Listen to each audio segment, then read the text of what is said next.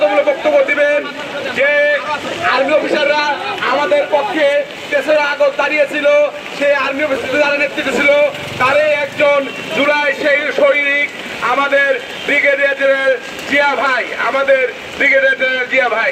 আসসালামু আলাইকুম। এখানে যারা আন্দোলন করছেন,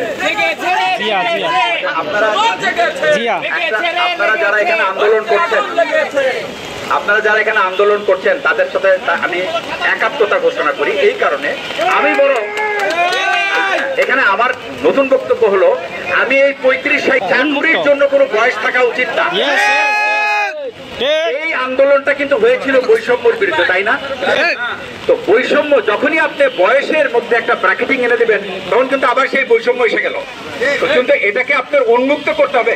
মেধা 32 বা 37-এ আটকায় থাকে না, মেধা 40-এও হতে পারে, 50-এও হতে পারে। যেখানে যে মেধা দরকার সেখানেই আমাদের তাদেরকে সেই সুযোগ দেওয়া উচিত। আপনি বয়সের কারণে সুযোগ থেকে বঞ্চিত থাকা মানে হলো বৈষম্যের শিকার হওয়া।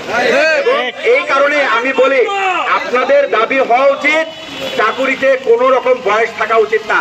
ভাই আমি 63, আমি এখন নতুন জিনিস শিখছি।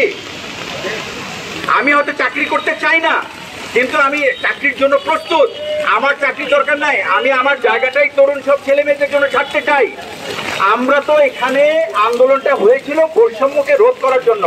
একটা বছরে কিন্তু আপনাদের জন্য কোনো রকম রুলস রেগুলেশন আসে নাই।